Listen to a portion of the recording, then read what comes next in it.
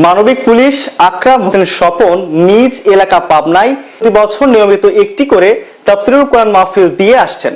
পাবনা জেলার ফরিদপুর উপজেলার পুংলি ইউনিয়নের ৫ পুংলি গ্রামের মৃত আব্দুল কুদ্দুস মন্ডল এবং মাতা মোসাম্মদ চায়না বেগমের কৃতি ২ সন্তানের মধ্যে ছোট ছেলে প্রকৌশলী মোহাম্মদ হুমায়ুন কবির জিএম এবং RK ট্রেডিং কোম্পানির ব্যবস্থাপক ও সদস্য পাবনা ডেভেলপমেন্ট ফাউন্ডেশন।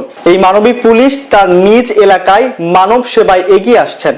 নিজ উদ্যোগে এলাকার এতিমদেরকে তিনি খাদ্য খাবার, পোশাক আশাক, বই পুস্তকের ব্যবস্থা করে দেন। পাশাপাশি এলাকার বিভিন্ন উন্নয়নে তিনি নীরবে নিভৃতে কাজ করে যাচ্ছেন।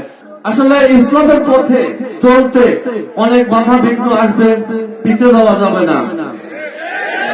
এটা ধৈর্যের সাথে কাজ করে যেতে হবে। আর আরেকটা বলছে, আমি তো মাননীয় প্রশাসন ছিলেন, আর নতুন করে বলতে দেওয়ার দরকার নাই।